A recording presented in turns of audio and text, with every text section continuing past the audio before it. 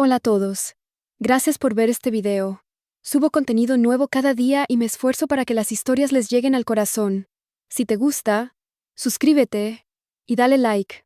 Eso me ayuda mucho. Gracias por tu apoyo. Vamos a empezar. Parte 1. El ruido detrás de la puerta.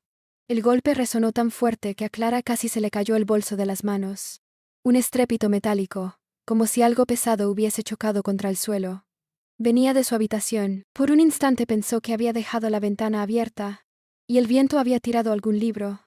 Pero el silencio posterior era demasiado extraño, demasiado denso. El corazón le latía con un ritmo que no correspondía a la calma nocturna de la casa. Abrió la puerta con cuidado y se quedó paralizada. Su abuelo Mateo estaba sentado en su cama, encorvado, con la mirada perdida en un punto invisible. A su lado, en el suelo, yacía una botella de vermut vacía, que todavía goteaba sobre las páginas arrugadas de un periódico. El colchón estaba torcido, las sábanas arrastradas hacia un lado, como si hubiese buscado acomodo en un lugar que no era suyo. Clara no entendía nada. Mateo solía dormirse en el sofá, o en su habitación. Nunca allí. Era su espacio, su refugio.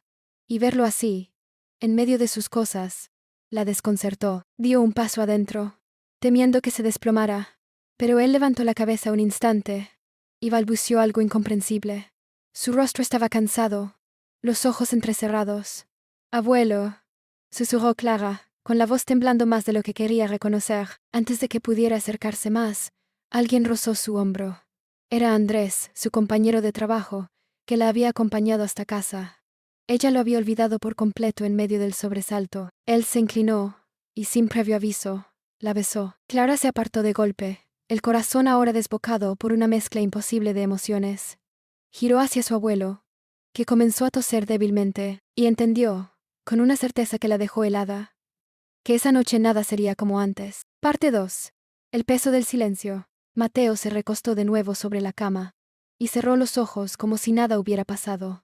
Su respiración era pesada, irregular, y a Clara le ardía la piel después de lo ocurrido segundos antes. Andrés aún estaba en la habitación, inmóvil, observando la escena. «Será mejor que me quede, por si pasa algo», dijo él en voz baja. «No, vete», contestó Clara con un tono seco, casi cortante.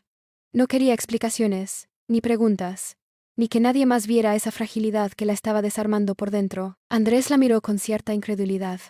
Parecía a punto de replicar, pero terminó encogiéndose de hombros. Antes de salir murmuró: «Te vas a arrepentir de callar tanto». La puerta se cerró, y Clara sintió que la casa volvía a estar demasiado grande para ella. Inspiró profundo, y se giró hacia su abuelo. Él murmuraba palabras sueltas entre sueños, incomprensibles, hasta que una se dibujó con claridad en el aire. Isabel, el nombre de su madre. Clara se sentó al borde de la cama.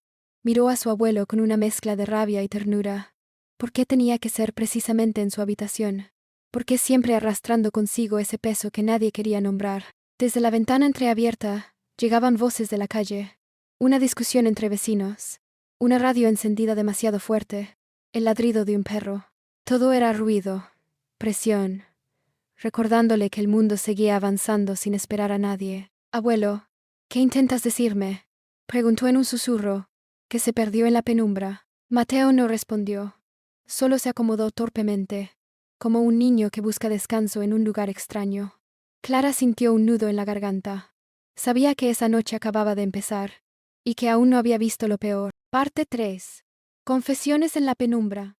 Clara permaneció sentada junto a la cama, con las manos entrelazadas, mirando a Mateo dormir como si esperara que, en cualquier momento, abriera los ojos y respondiera. La oscuridad de la habitación parecía hacer eco de todo lo que guardaba dentro, y entonces, sin darse cuenta, comenzó a hablar. «Siempre fuiste el fuerte, abuelo, el que arreglaba». Todo susurró. «Pero yo ya no puedo, con tanto silencio». Las palabras le salían atropelladas, como si el aire llevara meses empujándolas. Le habló de la soledad, de lo cansada que se sentía de aparentar que nada pasaba, de la rabia de ver cómo él se derrumbaba poco a poco, sin que nadie lo reconociera. Su voz temblaba, pero no se detenía. El crujido de la puerta la sobresaltó. Andrés había vuelto a entrar, con su chaqueta en la mano. Se quedó unos segundos quieto, escuchando, hasta que dio un paso hacia ella. «Clara», dijo apenas audible, y de pronto la besó. Ella reaccionó de inmediato, lo empujó con fuerza, y lo miró con lágrimas contenidas. «Vete».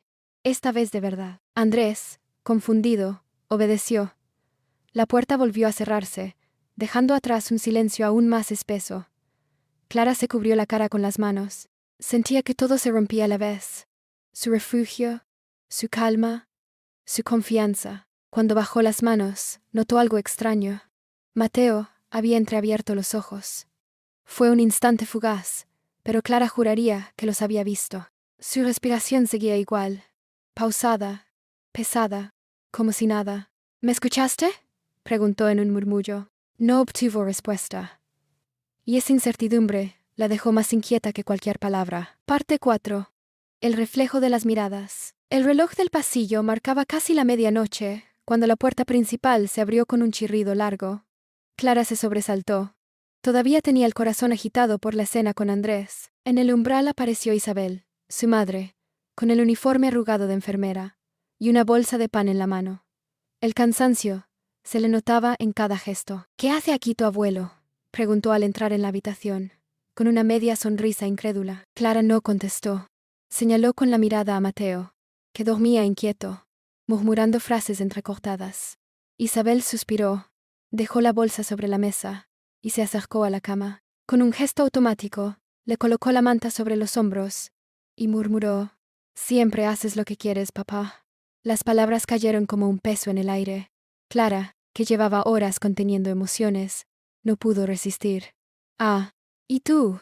¿Siempre vas a hacértela fuerte?», preguntó, con un tono más duro del que esperaba. Isabel giró la cabeza hacia ella. Sus ojos, cansados pero firmes, se encontraron con los de su hija. Por un instante, la habitación se llenó de un silencio distinto.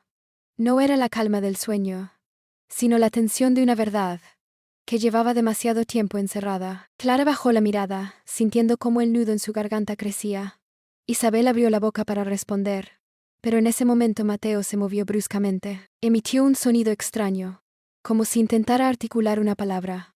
Ambas se giraron hacia él, atentas, sin saber si soñaba o trataba de hablar. La respiración del abuelo se calmó poco después, dejándolas con la duda flotando en el aire. Ninguna se atrevió a romperla. Parte 5. Lo que nunca se dijo. Isabel permanecía sentada junto a Mateo, acariciándole la frente, como si con ese gesto pudiera devolverle la calma. Clara observaba desde la otra esquina, con los brazos cruzados, incapaz de acercarse más. La tensión entre ellas seguía flotando, invisible pero densa. «No es la primera vez», dijo Isabel al fin, con voz baja pero firme. «Muchas noches. Ya no sabe dónde está». Clara abrió los ojos con sorpresa. Esa confesión le cayó como un golpe en el estómago. «¿Y me lo ocultaste?», preguntó, casi sin aire. «No quería preocuparte más», respondió la madre, bajando la mirada hacia su padre dormido. El silencio se hizo más pesado.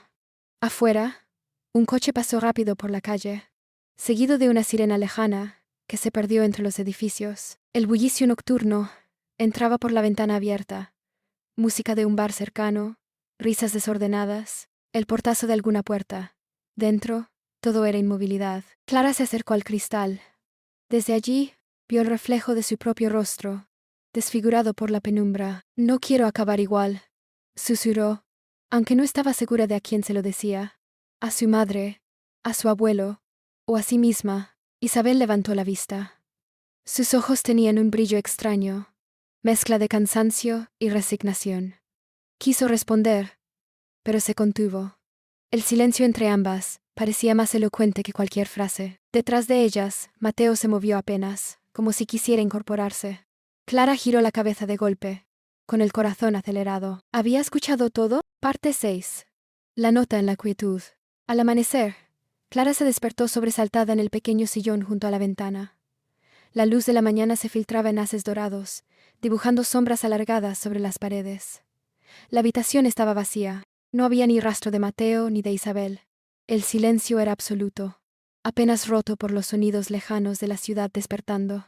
Se levantó con cuidado y se acercó a la cama. Todo estaba en orden. Las sábanas perfectamente estiradas, la manta doblada con cuidado, Sobre la almohada descansaba un pequeño papel doblado. Clara lo tomó temblando, sintiendo un peso extraño en el pecho. Clara, no esperes siempre respuestas. Aprende a hablar incluso en el silencio. La letra era conocida, y sin embargo, extrañamente diferente.